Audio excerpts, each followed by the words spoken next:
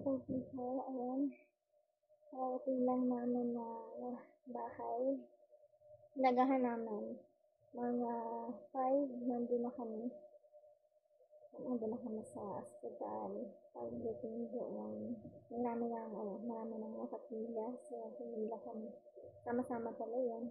So, ito na po check up, laboratory, pati yung sama-sama na yung pila doon. Tapos pagdating, pagkapag nang pumasok, sabay-sabay na kami pumasok.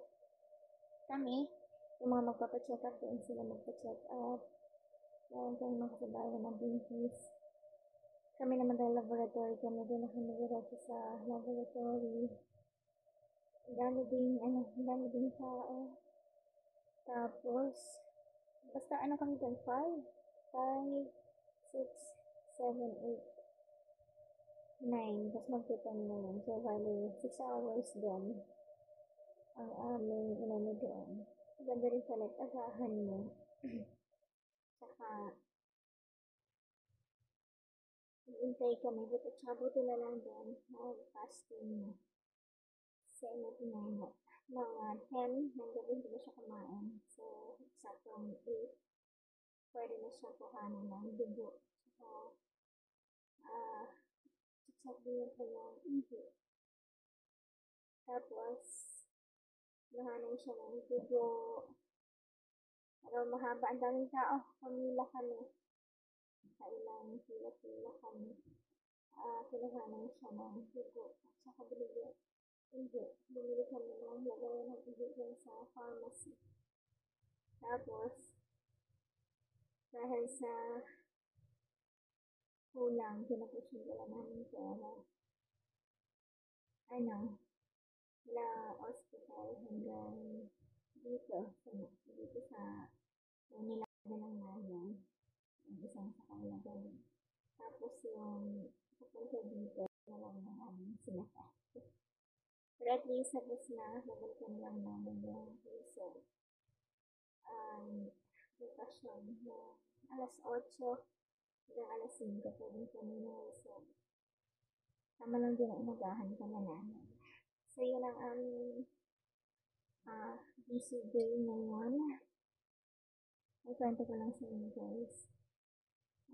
Ingatan natin yung, may kwento ko lang sa inyo na share ko sa inyo. So, ingatan natin yung ating sarili. Ingatan natin yung ako naman, sabi ni Doc sa akin, 140/90 sa aking blood pressure. Hanggang na yun sa edad ko. So, gusto ni Doc, sa umaga, i-check yung aking blood pressure. Sa hapon, i-check ko sa gabi. Kailangan sa gabi. So, binigyan niya ako nito. Meron akong ganito. Dito ko nilalagay ang aking blood pressure. At saka, makailang araw na ako. 1, 2, 3, 4, 5, 6, 7. I-check ko na second weeks ng aking blood pressure. So, yan.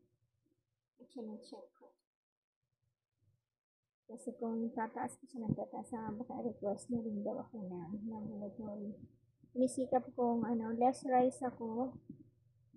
Itong araw na ito, medyo dispusan kasi mag-ano ako din, mag-oregano ako. At saka sinabi ni Tita namin, tanglad,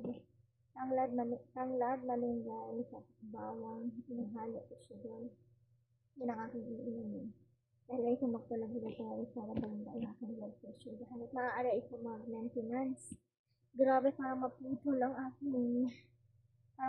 aking balakang. Marami namang mga upuan, pero madami kasing tao. So, hanggat maaari ayoko mag-reposidok sa akin ng laboratory. Binigyan niya rin ako ng gamot para sa sakit ng aking tiyan. Which is, hindi ko napakita sa inyo dyan. Ito, naubos ko na dyan. May isa pa tong 5 piraso na gano'n. So, bali 15 pieces. Binigyan niya sa akin. Ubos ko na. Isang araw pa.